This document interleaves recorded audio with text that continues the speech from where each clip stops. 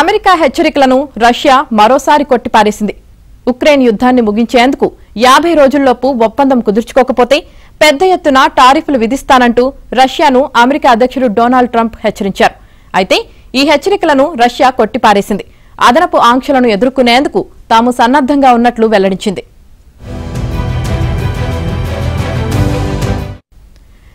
ఇప్పటికే తమపై పెద్ద ఎత్తున ఆంక్షలు అమలులో ఉన్నాయని, వాటిని తాము సమర్థంగా ఎదుర్కొంటున్నామని, కొత్త వాటిని ధీటుగా ఎదుర్కొంటామని రష్యా విదేశాంగ శాఖ మంత్రి ధీమా వ్యక్తం చేశారు.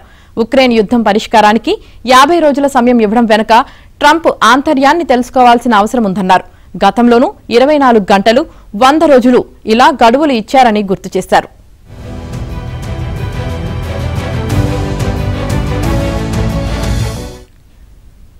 ఉక్రెయిన్ యుద్ధం ముగింపు వ్యవహారంలో రష్యా వైఖరిపై ట్రంప్ ఇప్పటికే పలుమార్లు మండిపడ్డారు. సోమవారం నాటో సెక్రటరీ జనరల్ మార్క్ రుత్తేతో భేటీ సందర్భంగా పుతిన్పై విమర్శలు గుప్పించారు. ఆయన తీరు తీవ్ర అసంతృప్తికి గురిచేసిందన్నారు.